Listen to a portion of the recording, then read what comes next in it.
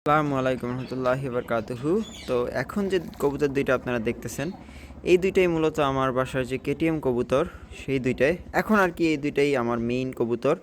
যদিও এরা মা ছেলে পেয়ার করা, এর নটটা আমার কাছে নাই, অলরেডি বিক্রি করে দিয়েছিলাম মেইন নটটা। বাট এইটা হয়েছে মেইন মাদিটা, অ্যান্ড এটা হয়েছে ওর ছেলে। তো মা ছেলে মূলত এখন পেয়ার করা। তো আমার যতগুলো কবুতর আপনারা দেখেন, আমি বাচ্চাগুলো ফ্লাইং করাই। তো অধিকাংশ কবুতরের মধ্যে 70% কবুতর কিন্তু এই ব্লাডটা থাকে, এবং এই ব্লাডটার সাথে ক্রস করেই কিন্তু আমার যে ভালো ভালো রেজাল্টগুলো আসে, যে ওইটা এই ব্লাড থেকেই কিন্তু আসে। এটার সাথে 35 বাটারা চুহাত দিলে কিন্তু একটা ভালো রেজাল্ট আসে। আবার জংলিরাজ দিলে, এই যে আগে যে ভিডিওটা আপনারা দেখেছিলেন যেখানে কিছু রয়্যাল টাইপের কবুতর দেখাইছিলাম, ওই সেই মাদিটাই কিন্তু এই।